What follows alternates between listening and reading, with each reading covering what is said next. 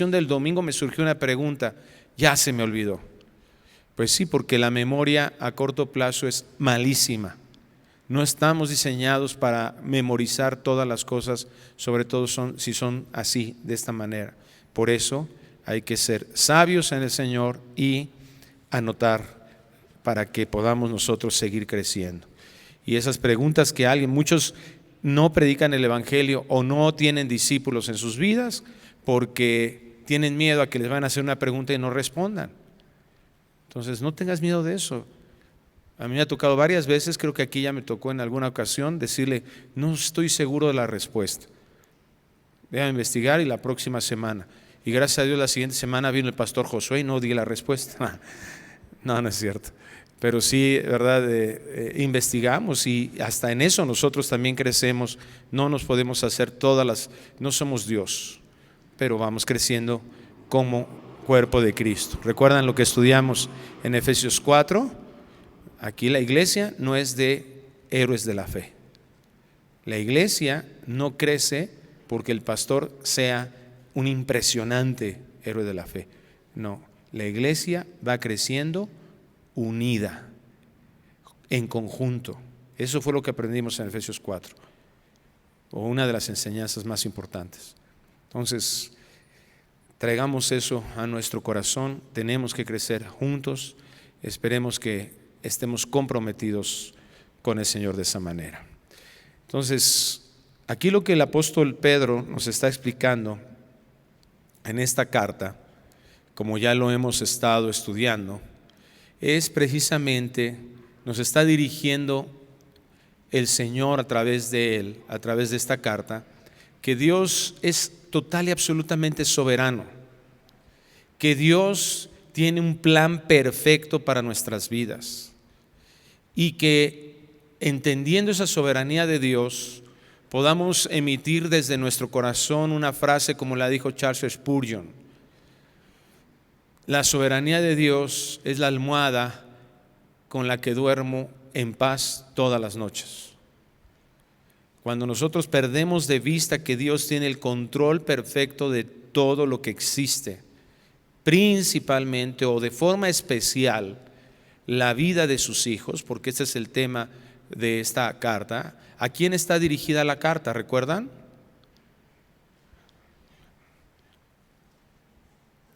Híjole, creo que fue el pastor Josué el que dio esos temas. Los voy a acusar. Le pregunté a tus alumnos algo y no supieron responder. ¿A quién está dirigida la carta? A los expatriados. ¿Qué significa eso? A los que salieron fuera de su patria, a los que salieron fuera de su territorio, los de la diáspora se les llama, aquellos que no pudieron estar ahí por diferentes razones. Ahora, esto es una persecución que aquí en nosotros no vemos tan abierta. Vengo de un viaje misionero que regresamos hace una semana y conocí a personas que hacen alrededor de 5 años, o sea, fíjate, fueron expulsados de su comunidad por predicar el Evangelio. Tuvieron que dejar, una de las hermanas que conocí, ella estuvo 7 días en la cárcel. Fue un privilegio conocerla, ¿verdad? De alguna forma son mártires del Evangelio, aunque no murieron, ¿verdad? Pero se recibió una persecución abierta por causa del Evangelio, y eso es un grande privilegio. Y ellos fueron sacados de ahí, tuvieron que dejar sus tierras. La mayoría de gente sobrevive de cosechar, de sembrar y cosechar maíz y de sembrar y cosechar café. O sea, Ellos tienen, todos, la mayoría tiene sus tierras y eso lo hacen todo el tiempo. Bueno, dejaron sus tierras, sus cosechas, dejaron su casa, que no podíamos pensar, ay, cuánto dinero tenían en esa casa, era su patrimonio. Tuvieron que dejar todo. Y la razón por la que lo hicieron fue Jesucristo. La razón por lo que le hicieron fue el Evangelio. Ellos son un ejemplo en carne todavía al día de hoy. Y bueno, pues todo pinta para que para allá vayamos. Así es que esta carta es importante que se selle en nuestro corazón, porque tal vez algún día la vamos a estar leyendo o la vamos a estar recordando como expatriados, como perseguidos. Entonces es importante que sepamos eso y que tengamos en nuestra mente. Fue lo que Dios inspiró a Pedro para que fuera animada la iglesia que estaba padeciendo, que estaba sufriendo, y que aún en el sufrimiento el mensaje ¿cuál es? Yo estoy al control. Yo tengo el control de las cosas. Y a veces eso resulta en una contradicción en nuestra mente. ¿Por qué si Dios tiene el control y me ama, entonces permite que sufra? Bueno, porque Dios sabe que eso es necesario para nuestras vidas. Y hoy vamos a hablar de eso. ¿Por qué somos probados? ¿Cuál es la razón? Y empieza el apóstol Pedro a dar esas razones, cosas que a veces se nos olvidan. O no se te olvida que eres un redimido cuando le contestas mal a alguien, cuando se te cruza, ¿verdad? O te pisan ahí en el camión, en el metro, y vas con tus zapatitos limpiecitos o recién boleados, y tú, ¡óyeme! Y te molesta y te enoja. O en ese momento te acuerdas de Juan 3:16, porque de tal manera amó Dios al mundo que dio a su Hijo unigénito. No, ¿verdad? Todos nosotros seguimos en ciertas circunstancias y se nos llega a olvidar eso que hizo Dios. Y es precisamente así como el apóstol Pedro comienza a dar ánimo a la iglesia. Él sabía la condición de la iglesia. Él sabía las condiciones de persecución, los muertos que había dentro de la iglesia por causa del Evangelio. Él conocía lo que la iglesia había sufrido. Él conocía que muchos de ellos habían sido apedreados. Él conocía que muchos de ellos habían sido quitados de sus posibles pertenencias. Familiares de ellos habían padecido. Familiares de ellos habían muerto. Familiares de ellos habían recibido cuestiones físicas de dolor, ¿verdad? Los habían lastimado, probablemente los habían pateado, los habían golpeado, los habían escupido. Se burlaban de ellos. Y lo que nos enseña el Señor es que Dios es bendito. Fíjate lo que dice el versículo 1:3. Bendito el Dios y Padre de nuestro Señor Jesucristo, que según su grande misericordia nos hizo renacer para una esperanza viva por la resurrección de Jesucristo de los muertos, para una herencia incorruptible, incontaminada e inmarcesible, reservada en los cielos para vosotros, que sois guardados por el poder de Dios mediante la fe, para alcanzar la salvación que está preparada para ser manifestada en el tiempo postrero, en lo cual vosotros os alegráis, aunque ahora por un poco de tiempo, si es necesario, tengáis que ser afligidos en diversas pruebas, para que sometida a prueba vuestra fe, mucho más preciosa que el oro, el cual aunque perecedero se prueba con fuego, sea hallada en alabanza, gloria y honra cuando sea manifestado Jesucristo, a quien amáis sin haberle visto, en quien creyendo, aunque ahora no lo veáis, os alegráis con gozo inefable y glorioso, obteniendo el fin de vuestra fe, que es la salvación de vuestras almas. Cierre sus ojos un momento, voy a dirigir una oración. Padre, gracias te damos por tu palabra, que nos habla acerca de hermanos nuestros que han padecido profundamente, y que han sido animados a través del entendimiento de quién eres tú y de lo que has hecho por nosotros. Señor, que esto siga sucediendo en nuestras vidas, porque tal vez la mayoría de nosotros no estamos sufriendo un padecimiento de persecución como ellos, nuestros hermanos, pero sí hay cosas dolorosas, sí hay razones que nos desaniman. Nuestra carne sigue todavía muy viva, olvidándose de tus promesas, y por eso el día de hoy quieres darnos respuesta o recordarnos la respuesta que ya nos has dado, por qué somos probados, y que esto en nuestras vidas nos dé ánimo. Una de las consecuencias terribles de el sufrimiento, de lo que hemos padecido, es que nos apagamos, nos desanimamos, y así seguimos en la vida.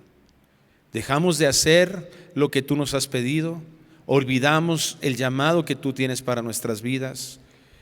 Hay circunstancias alrededor de nosotros que nos han colocado en esta posición, pero Dios, que el día de hoy nosotros seamos animados, no por la palabra de un hombre, sino por tu maravillosa palabra. Que eso sea lo que selle nuestro corazón.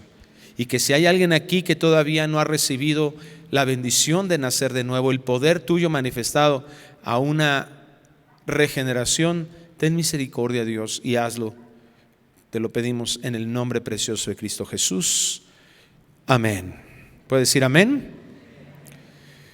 Bendito el Dios y Padre de nuestro Señor Jesucristo. ¿Por qué somos probados?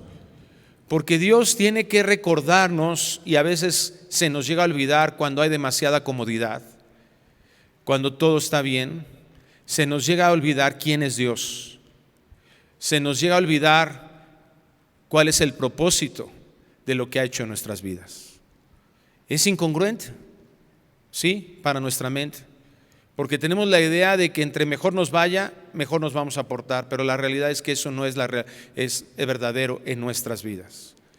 La historia de la iglesia, de la historia de Israel, bueno, también de la iglesia, por supuesto, pero que está narrada en la Biblia, no lo demuestra. ¿Qué pasaba en la época de los jueces? Dios, mostrando misericordia, trae arrepentimiento, quita el oprobio, se vuelve a levantar el pueblo, está bien un tiempo, adora al Señor, y de repente una pequeña tentación, otra vez desvían su vista a los Baales, otra vez se apartan del Señor.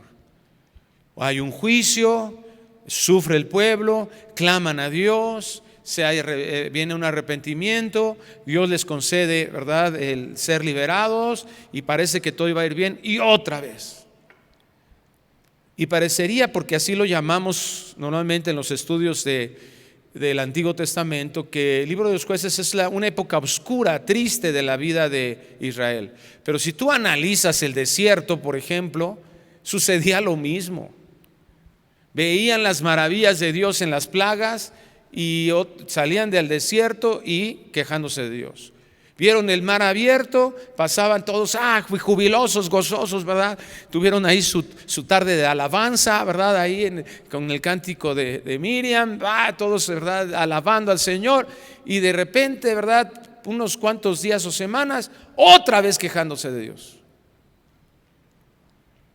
Así de terrible es la afectación del pecado en el hombre. Las monarquías, ¿qué pasó? Lo mismo. Desde el principio, ¿cómo inicia?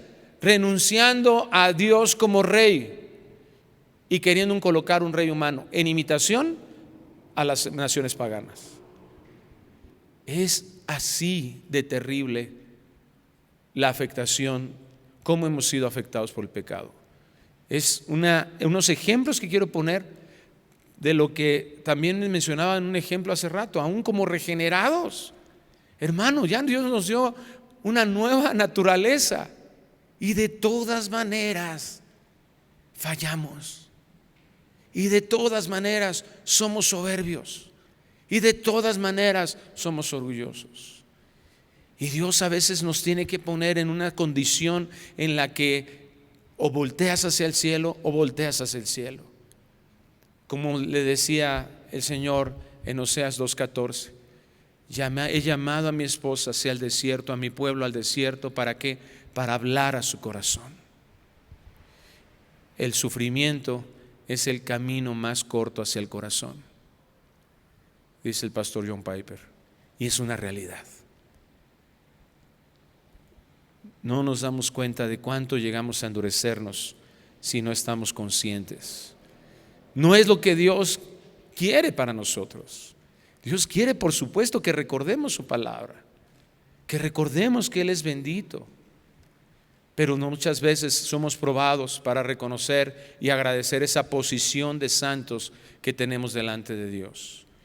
Por eso se refiere a eso: bendito el Dios y Padre de nuestro Señor Jesucristo. Que recordemos que somos apartados, que ciertamente somos llevados ya directamente a la presencia de Dios en una relación íntima en la cual se va a manifestar en la eternidad con toda su magnitud, con toda su plenitud. Pero que las circunstancias y el dolor no nos hagan olvidarnos que somos llamados a vivir apartados como hijos de Dios. Cuando aquí Pedro, ¿verdad?, está declarando a Jesucristo como Señor. Esta palabra Señor, kurios, en el griego está significando que está dirigida única y exclusivamente a Dios. Pero qué interesante que mencione Señor Jesucristo, Señor Jesús Cristo. Jesús, que está dirigido, ¿verdad?, al hombre, a la encarnación de Cristo, al ministerio terrenal, y que en Él mismo está el Mesías, aquel que venía a hacer todo lo necesario para nuestra redención. ¿Qué es lo que hace posible esa redención? ¿Qué es lo posible que nosotros somos? ¿Y cómo se dirige hacia Dios Pedro? Como su Padre, como su Señor. Bendito sea el Dios y Padre de nuestro Señor Jesucristo. Bendito es el Padre, nuestro Padre. Eso es una de las cosas importantes que tenemos que hacer como hijos, saber la posición que tenemos. ¿Cómo nos enseñó a orar Jesucristo? Hay personas que piensan que esto es realmente una oración de Pedro, ¿verdad?, analizando la gramática. Pero ¿cómo nos enseñó a orar Jesús? ¿Cómo nos enseñó a clamar? Padre nuestro. De hecho, así se llama esa oración, le hemos llamado así tradicionalmente, el Padre nuestro. ¿Por qué? Porque tenemos que recordar eso, que esto es la posición. Yo me puedo acercar al Señor, yo voy a ser guiado por Dios entendiendo primero quién soy en Él, no quién soy en mí mismo. El mundo nos está impulsando a vernos a nosotros mismos para encontrar identidad, para encontrar nuestra razón de existencia, para encontrar propósito. Tarde o temprano se cae eso terriblemente. Si tú fundamentas en cualquier cosa terrenal la razón por la cual estás aquí, tarde o temprano te vas a decepcionar y no va a suceder lo que menciona más adelante el apóstol Pedro. No va a generarse absolutamente nada. Dice Romanos 8:14 que porque todos los que son guiados por el Espíritu de Dios, estos son hijos de Dios. Y eso es lo que deseamos tener cuando somos pasados por pruebas. En la mañana fuimos a hacer un examen a Enrique, el niño que tenemos nosotros de acogida, y estaba platicando con un hermano que nos hizo favor de apoyarnos para que pueda hacer este examen, en que podamos nosotros avanzar mucho en su educación, que el rezago que él ha tenido en su vida por diferentes razones en la cuestión académica. Y él me comentaba, ¿verdad?, de la situación de uno de sus hijos y cómo él se preguntaba qué tenía que hacer y cómo decidir al respecto, etcétera, ¿verdad? Y eso no sucede todo el tiempo. Todo el tiempo tenemos que estar tomando decisiones. ¿Qué hago? ¿Estudio esta carrera o no la estudio? Y si voy a decidir qué carrera la hago en esta universidad o en esta otra, ¿podré pagar esto? Nos preguntamos mucho acerca del futuro. Pero Dios no quiere que nosotros sepamos qué va a suceder en el futuro. Quiere que estemos seguros en este mismo instante, en cada momento de nuestro presente, de quiénes somos en Él. De que Él promete que vamos a ser guiados a donde Él quiera, siendo sus hijos. Fíjate cómo dice aquí, ¿verdad?, que es por la voluntad del Padre quien nos hizo renacer. Es lo que dice, ¿verdad?, que según su grande misericordia no lo que hayamos nosotros hecho, nos hizo renacer para una esperanza viva por la resurrección de Jesucristo de los muertos. Aquí está planteando totalmente el Evangelio. En Cristo, en la obra de Cristo Jesús, se mostró esa grande misericordia que nos hizo renacer. Si Cristo no se encarna, si Cristo no va a la cruz, si Cristo no vive toda justicia, si Cristo no resucita, entonces nosotros no hemos nacido de nuevo. Y nosotros estamos extraviados en este mundo. ¿Para qué dice aquí? Para una esperanza viva por la resurrección de Jesucristo de entre los muertos. Pero qué interesante que se mencione, ¿verdad? Que esté mencionada aquí la Trinidad desde el versículo 2. Es por la voluntad del Padre que nos fue elegidos. ¿Para qué? Para renacer. Debido al derramamiento de la sangre del Hijo, con la acción regeneradora y santificadora del Espíritu Santo. ¿Quién interviene para que nosotros obtengamos esa posición de hijos? ¿Quién interviene para que nosotros podamos realmente estar seguros de nuestra salvación, del rescate que fue traído para ser reconciliados con Él? Dios en su Trinidad. El Padre, el Hijo y el Espíritu Santo. Y eso es lo que despierta en nosotros una adoración a Dios, un reconocimiento. Qué interesante que Pedro no esté como inicio, ¿verdad? Como es lo habitual. Cuando vemos que alguien está sufriendo, ¿qué hacemos? Pobrecito de ti. Ay. Y a veces decimos como cristianos, no sé qué decirte. ¿Cómo que no tienes que decir?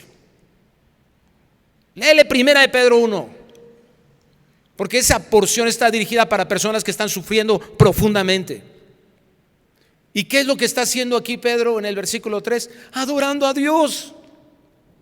La palabra bendito es la palabra elogetos, que significa adorable, hablar bien de alguien, agradecer, prosperar. O sea, lo primero que tenemos nosotros que pensar cuando estamos siendo probados no es en cuánto sufrimos, porque eso es lo que la sociedad nos dirige, ¿o no?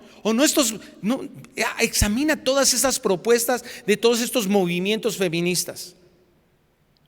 Pobrecitas de nosotros, hemos sufrido tanto. Y no estoy menospreciando el sufrimiento de esas mujeres, es real. Pero Dios no nos dirige hacia el sufrimiento para arreglar el sufrimiento. Dios nos dirige hacia Él, hacia mirar quién es Él. Porque eso es lo que genera esperanza verdadera. La seguridad que pongamos en cualquier cosa terrenal se nos va a caer siempre, pero cuando pongamos nuestra confianza en lo eterno, entonces eso nos va a brindar una verdadera esperanza. ¿Qué estamos viendo en las doctrinas que se están predicando en la iglesia? Influenciadas por una psicología humana. Mira, tú piensa, ¿estás sufriendo? Piensa algo, esto también va a pasar. Esto también va a pasar. Oye, eso lo dice hasta el motivador que no necesitan hacer de nuevo. La Biblia no nos dirige hacia eso. La Biblia nos dirige, adora a Dios. Reconoce que Él es digno de que le agradezcamos. ¿Por qué nos dirige hacia eso? Piensa en algo. Cuando tú estabas libre de ese sufrimiento, cuando todo a tu mente en ese momento, que a veces es medio falso, pero bueno, estabas bien, tenías trabajo, no habías perdido el trabajo, no se había muerto alguien en tu familia, tenías lo que tú considerabas que te daba cierta seguridad. En ese momento que tú puedes dirigirte en tu vida, en el que estabas pasando momentos de felicidad, ¿Dios era bueno? Les pregunto a ustedes, ¿Dios era bueno? En el momento en que Dios permite que haya sufrimiento que nunca te hubieras esperado, yo te pregunto, ¿Dios era igualmente bueno? Entonces Él es bendito. En eso eso es lo que verdaderamente puede generar esperanza. Lo que Dios ha hecho en nosotros. Eso es lo que debe de llevarnos a un verdadero impacto para decir, bendito eres tú, Dios, aunque me esté doliendo esto. Bendito eres tú. ¿Qué fue lo que hizo Job, que fue tan agradable a Dios en ese sentido. ¿Qué fue lo que hizo? Dios dio, Dios quitó. Y ahí se quedó. Me aguanto, ni modo. Aquí nos tocó vivir. A lo mejor hizo una desgraciadez, como sus amigos lo estaban queriendo convencer. Pues ya, no, completó la frase. Dios dio, Dios quitó. Sea Él bendito, alabado, adorado. Tenemos que seguirle agradeciendo. Yo tengo que voltear a ver. Dice aquí que fuimos renacidos por la resurrección de Cristo. Eso fue lo que logró nuestra regeneración. Pero poner nuestros ojos en eso, dice aquí, da una esperanza viva. Eso es. Aguardar al Señor disciplinadamente para que Él nos dirija, para que nos dé dirección con seguridad, que nos diga qué tenemos que hacer y cómo pasar esas pruebas, y nos da sentido, nos da tiempo. Es una oportunidad que Dios nos está dando para entender quiénes somos en Él, para recordarlo. ¿Por qué se están metiendo esas teologías? Bueno, teologías ni siquiera hablan de Dios. Esas ideas de centrarse en el humano. No, mira, tú vas a poder, tú vas a lograr, no te preocupes, estás pasando por situaciones difíciles, pero tú vas a cruzar, vas a pasar del otro lado. Dios te va a llevar hacia allá. Todo centrado en nosotros. Piensa positivamente. Mira, piensa, esto va a pasar, esto va a pasar, eso va a pasar. No, eso es optimismo. No es esperanza. La esperanza es tener la seguridad de que si Dios dijo, va a suceder. La seguridad de que Él tiene todas las cosas en sus manos. ¿Cuál era nuestro destino eterno? El infierno. Y si Dios arregló eso, ¿cuál sería el problema para que Dios arreglara lo que está pasando ahorita? Pero yo puedo confiar que si Dios me permite pasar esto, es porque Él está haciendo algo bueno en mi vida. Y una de las cosas importantes es lo que menciona Pedro aquí. ¿Por qué fue eso posible? Por la resurrección de Jesucristo de los muertos. Hubo un poder sobrenatural que levantó a Jesucristo de lo que para cualquier ser humano era imposible, levantarse de entre los muertos. Y ese poder es el que nos hizo renacer. Ese es el mismo poder que cambió nuestra naturaleza y cambió nuestro destino. Y te das cuenta y nos dirige ahora. Eso es lo que está sucediendo ahorita. ¿Para qué? Para algo eterno. Una herencia, dice el versículo 4, incorruptible, incontaminada, inmarcesible, reservada en los cielos para vosotros. ¿Qué es lo que verdaderamente hay esperanza? Es cuando nosotros sabemos a dónde vamos y por qué vamos.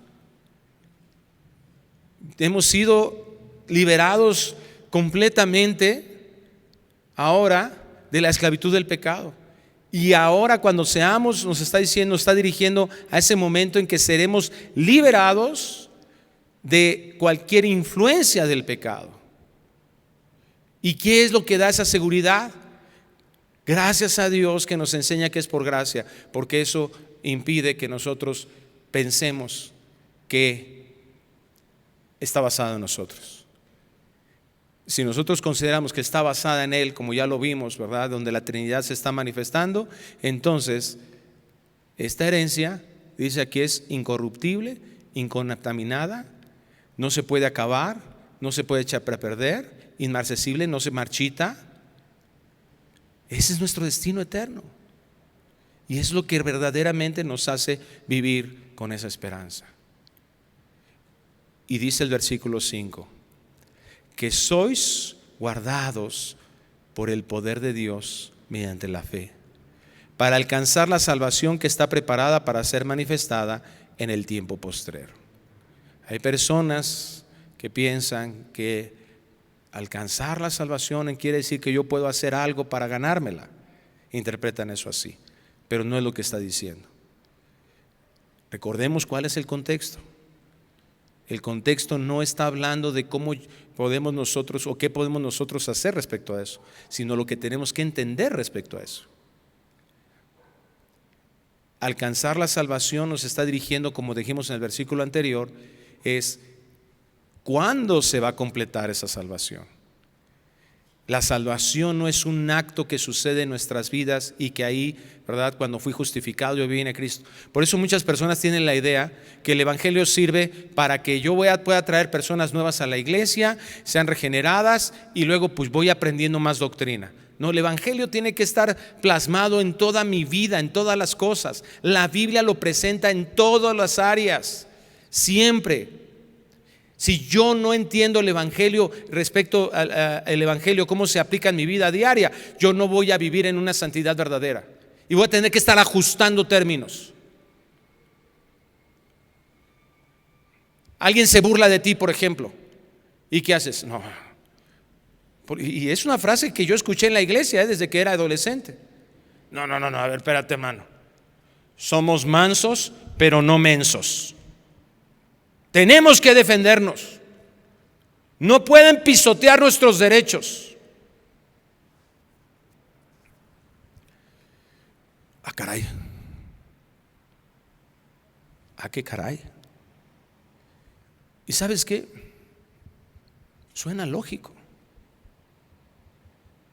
Nada más que eso no hizo Cristo. Y ya lo veremos en el siguiente capítulo cómo nos dirige totalmente opuesto a eso. Pero yo veo a un Cristo que con un objetivo de salvación, con un objetivo de redención,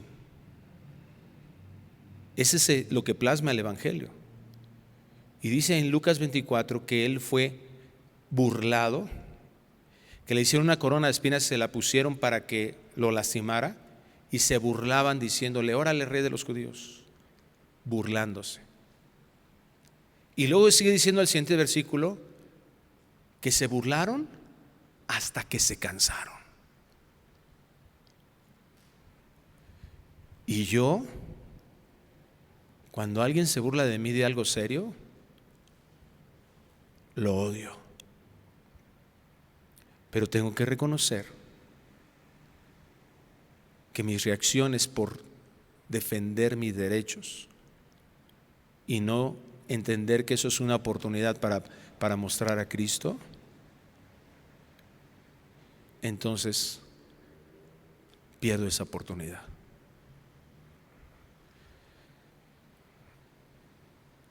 Dios nos prueba porque hace evidente el respaldo y el cuidado divino para sus hijos. Dios dice aquí que se manifiesta el poder de Dios, nos guarda el Señor por su poder mediante la fe. ¿Quién nos da esa fe?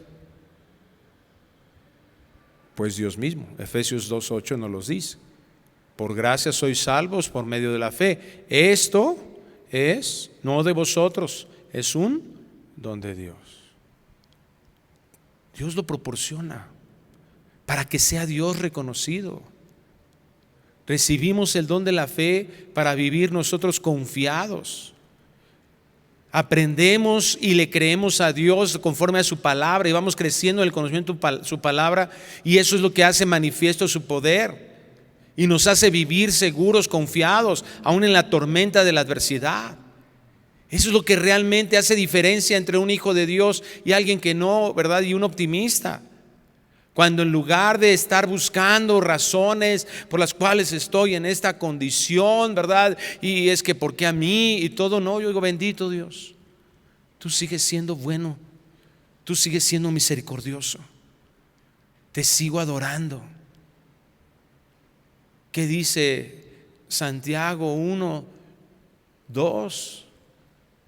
¿Cuál debe de ser la reacción de un cristiano cuando se enfrenta a pruebas? Busca entenderlas, busca comprenderlas, trata de encontrar las razones por las que estás ahí para ver cómo lo vas a solucionar. ¿Qué dice? ¿Qué debemos de tener? ¿Gozo? ¿Así dice? ¿Gozo? ¿Cómo? Es diferente, ¿verdad? Es diferente una sonrisita así a una.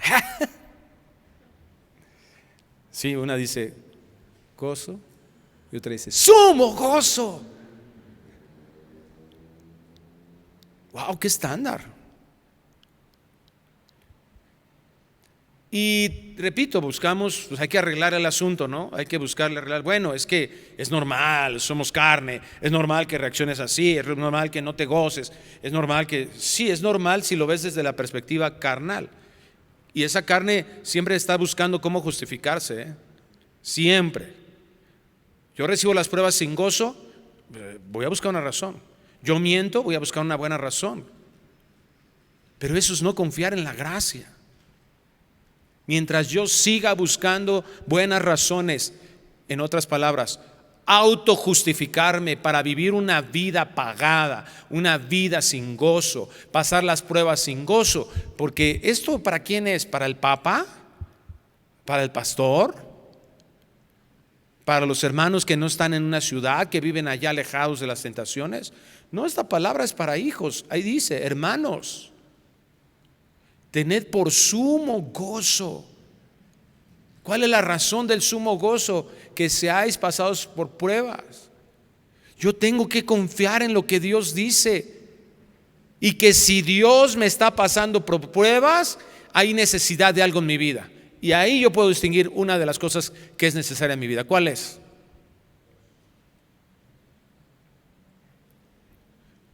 ¿Qué hace falta? ¿Qué produce la prueba? Paciencia. Y tú vas a decir, no, yo soy lento, yo soy lerdito, no ando corriendo, no. ¿Y estás haciendo lo que Dios te está encargando en el tiempo que Dios te lo está encargando? Soportamos con una buena actitud, porque eso es paciencia. Entonces está cerrando como un círculo ahí virtuoso el Señor, ¿verdad? Tienes que entender que si eres sometido por pruebas es porque algo Dios quiere hacer, producir bueno en ti. Quiere hacer evidente que Dios está en ti. Quiere hacer evidente que hay algo diferente en ti. Ahora, ¿cuál es la razón? ¿Por qué Dios quiere hacer evidente en ti?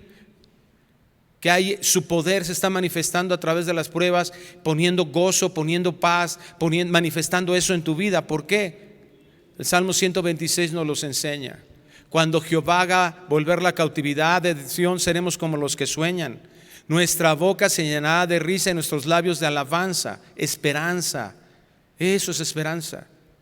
¿Y cuál es el resultado de eso? Entonces las naciones, ¿te das cuenta? Estamos buscando un montón de razones filosóficas para justificar nuestra falta de gozo en las pruebas.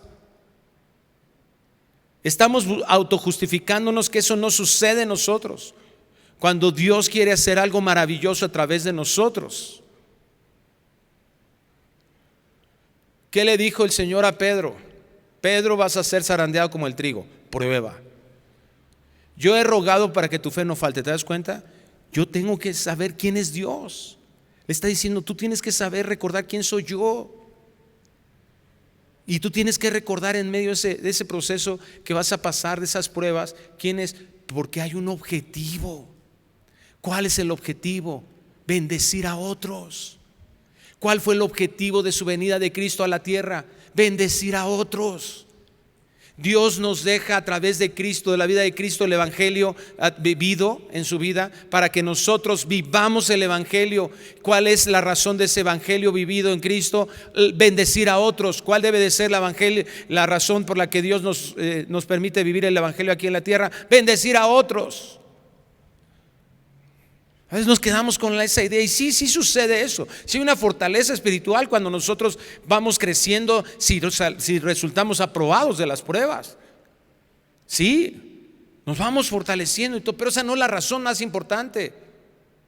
De repente nos sentimos y empezamos a decir, no, es que deberías ver lo que yo he sufrido, ¿no? Yo lo que yo he pasado. Y se vuelve así como que tu testimonio, ese hombre que sale del gimnasio, ¿no? Acá ya te tiene años y le preguntas, oye, ¿por dónde está la calle López Mateos? Y le hace, por allá. se ponen unas camisitas así que le daría vergüenza a mi perrito ponerse, ¿no? Así, todas apretadas, así ajustadas, va a mostrar el músculo. Y de repente así somos en la iglesia. No, mira, yo lo que he pasado, mi testimonio, no, un día te lo voy a contar, hermano. Somos aquellos así orgullosos de lo. ¿A quién estás edificando? Eso que pasaste, ¿de qué estás sirviendo para la edificación de otros? ¿Qué ojos fueron impactados? El Señor dice que vamos a ser guardados por su poder. Eso es lo que debe demostrar. Pastor Miguel Núñez pone un ejemplo. Dice que él cuando era niño tenía que cruzar para ir a ciertos lugares, tenía que cruzar por un río. Y su papá le decía, agárrate bien de mi mano, porque pasaba una corriente fuerte. ¿Te imaginas si él de niño se hubiera ido en el río? ¿De quién hubieran hablado mal? Ah, niño baboso, ¿por qué no se agarró bien? No, ¿de quién hablan mal? Del padre. Hay una ley en nuestro país que si un bebé es atropellado en la calle, a quien se le culpa, tiene responsabilidad, son los padres. ¿De quién se está hablando mal en el mundo? Porque los cristianos no estamos viviendo de esta manera, porque no estamos mirando nuestro corazón, qué es lo que está impidiendo para que eso suceda. Y por eso tenemos que estarle tapando el ojo al macho, ¿no? Vamos a hacer un bonito show para que la gente venga. Vamos a traer un predicador internacional, vamos a hacer este evento para que entonces se llene la iglesia y vean que es una bonita iglesia y es agradable estar aquí, para que vengan, ¿verdad? Estén bien bonito aquí y que vengan aquí y que vean que somos bien lindos y que hay una buena música y que tenemos un bonito show y atraer a la gente a eso.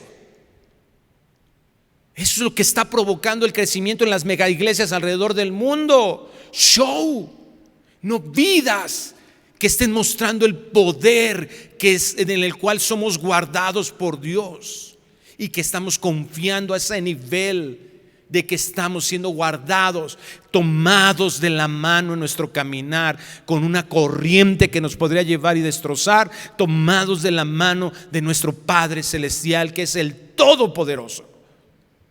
Esa es la importancia. ¿Por qué somos probados?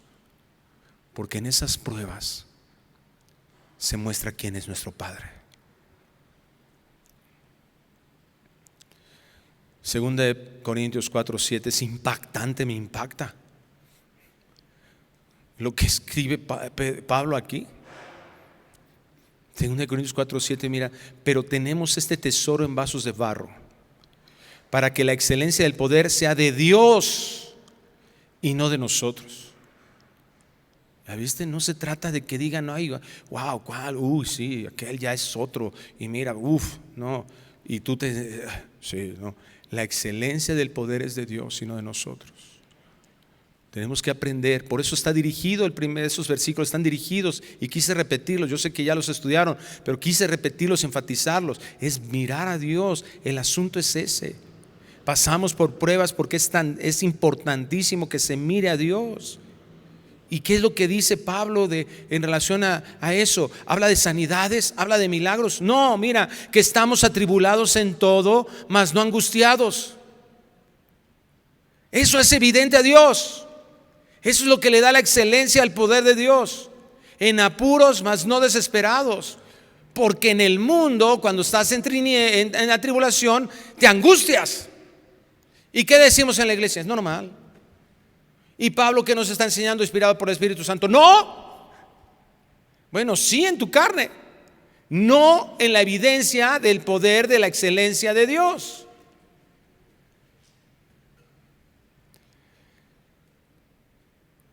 En apuros pero no desesperados, lo opuesto a la paciencia. Perseguidos mas no desamparados, derribados pero no destruidos. Eso es lo que genera esperanza en nosotros, saber quién es nuestro Dios y que se está manifestando y que lo que está sucediendo en nuestras vidas está bajo su control, está en su cuidado. Alcanzar la salvación que está preparada para ser manifestada en el tiempo postrero. ¿Qué estás diciendo? Allá se va a completar, se va a llegar a la plenitud. En eso tenemos que pensar. Dios nos trajo a ser sus hijos, Dios nos está protegiendo y el objetivo no es quedarnos en esta tierra, sino vivir con Él por toda la eternidad. Eso es lo que nos hace mirar esta aflicción como algo temporal.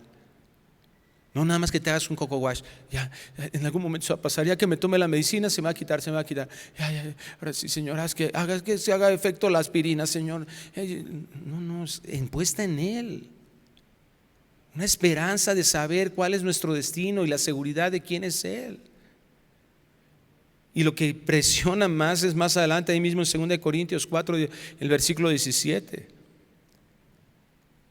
Yo cuando leía eso, sabiendo lo que Pablo había vivido, yo decía, no, ese Pablo es de acero, es mi héroe. Ese sí es de otro nivel. Mis respetos. Porque todo eso, o sea, tú lo ves en el capítulo 9, hace una descripción también Pablo de todo lo que vivió, naufragio, hambre, todo es terrible, ¿no?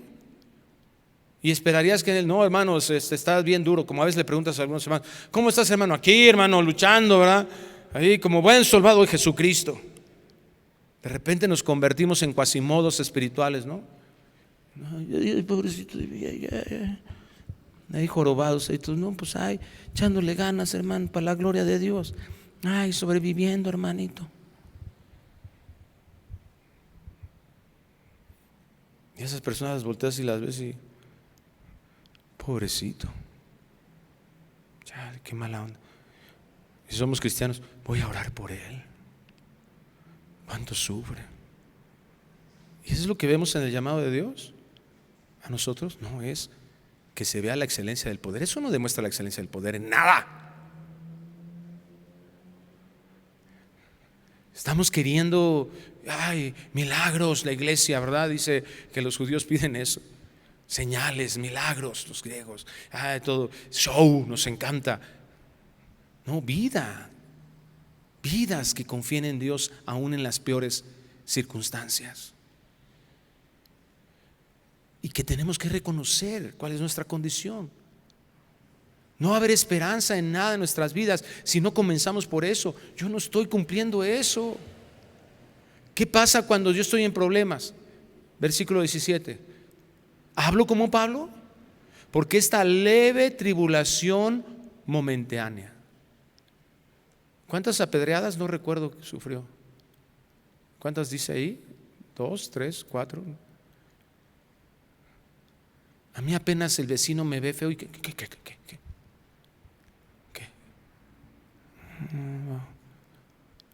Güey, pero es que es narco, me vale. O no, y dale la vuelta, ¿no? O sea, eso no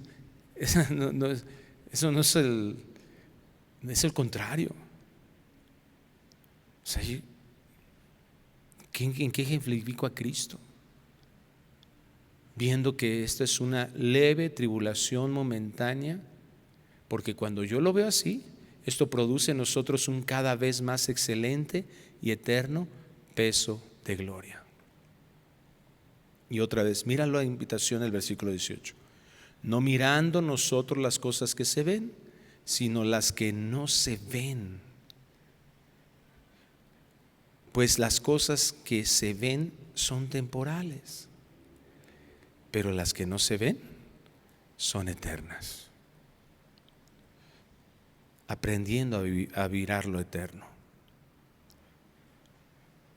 ¿Qué es lo que compartimos los hijos de Dios? Lo eterno.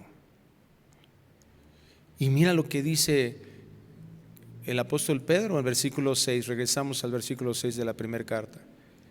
En lo cual vosotros os alegráis, aunque ahora por un poco de tiempo, si es necesario, tengáis que ser afligidos en diversas pruebas. ¿Por qué le llama tanto la gente frases? Porque lo es por todo el país, por toda la ciudad. Esa frase publicitaria que es tan atractiva. Pare de sufrir. Ay, sí, yo ya quiero sufrir. Y vienes aquí a la Biblia y te dicen, Nel, del griego no. No. Vas a ser afligido. y no en una prueba, en diversas pruebas. Pero hay razón para eso. No es una situación, Dios no nos está llamando a que disfrutemos del dolor. Nos está llamando a que en medio del dolor podemos disfrutar de Él.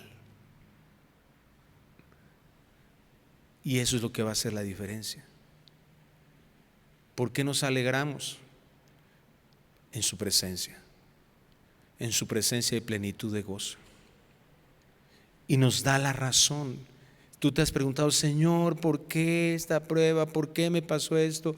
Y el Señor no te dice, la pregunta es, ¿para qué? Y la respuesta es, para que sometida a prueba vuestra fe, mucho más preciosa que el oro, el cual, es decir, nuevamente te das cuenta, esta frase nos está dirigiendo hacia lo eterno, quitando los ojos de lo terrenal. No puedes decir que sí tienes una buena intención de estar mirando lo eterno como algo valioso si estás mirando lo terrenal como algo valioso. No es una combinación viable. Tú tienes que entender que si nosotros valoramos lo eterno como lo valioso, lo terrenal solamente va a ser el medio por el cual vamos a llegar al tesoro.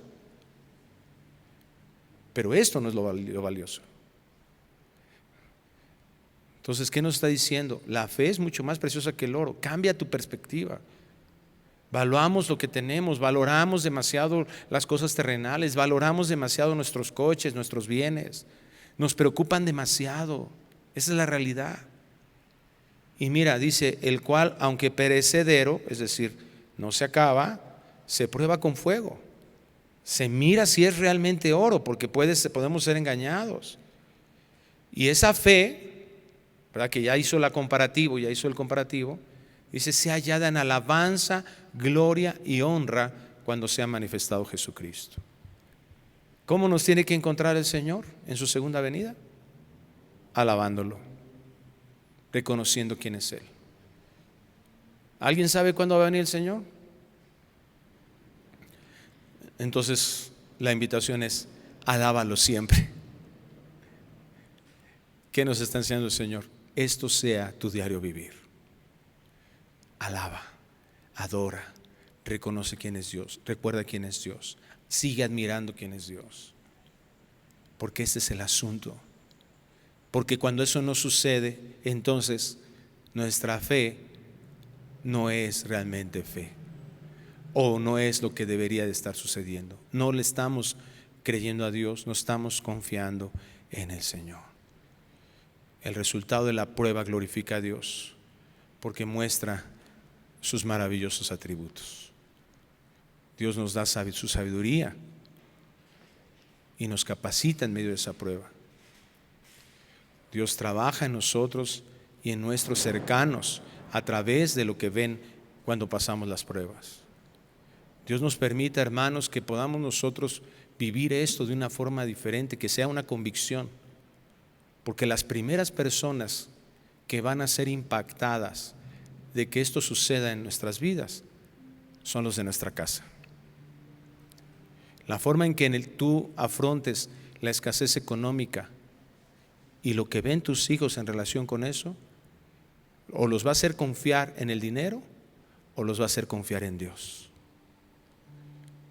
O cuando menos crear una convicción de verte a ti viviendo de esa manera. La realidad es que muchos de nosotros lo hemos hecho al revés.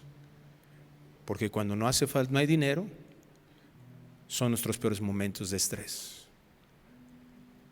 Cuando hay dinero, son nuestros mejores momentos de felicidad. ¿En quién estamos poniendo nuestra confianza? En el dinero.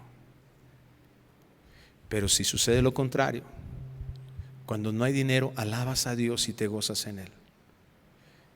Cuando no hay dinero, eso es lo que sucede. Y cuando hay dinero, agradeces y te gozas en Él. Entonces se van a dar cuenta que el dinero es lo que Cristo dijo, un accesorio. No es lo importante. Si hay bienes o no los hay y estamos gozosos y en paz, no es lo importante. Dios nos está llamando a eso, a vivir en congruencia de quien decimos que es nuestro Dios. Y lo que comienza la Biblia a decir que es nuestro Dios es el Todopoderoso, el que dice sea la luz y sea la luz. Vivamos en congruencia con eso en nuestras vidas, sabiéndonos amados por Él, que es lo que los siguientes versículos es lo que nos va a llevar y es lo único que nos lleva a amarle a Él. Vamos a orar. Gracias, Dios, porque nos amas tanto, que nos das tu palabra para dirigirnos y nos muestras cuáles son las cosas que tenemos que abastecer en nuestra mente, que se vuelvan una convicción, que realmente haya fe en tu palabra y que nos lleve a vivir de una forma diferente. De cuántas maneras confiamos en nosotros mismos y no en el poder que resucitó a Jesucristo entre los muertos. Y tu palabra dice eso también, que somos sometidos a diversas pruebas para aprender eso, para aprender que ese poder creador, ese poder que resucita, que da vida, es el que está respaldando nuestras vidas.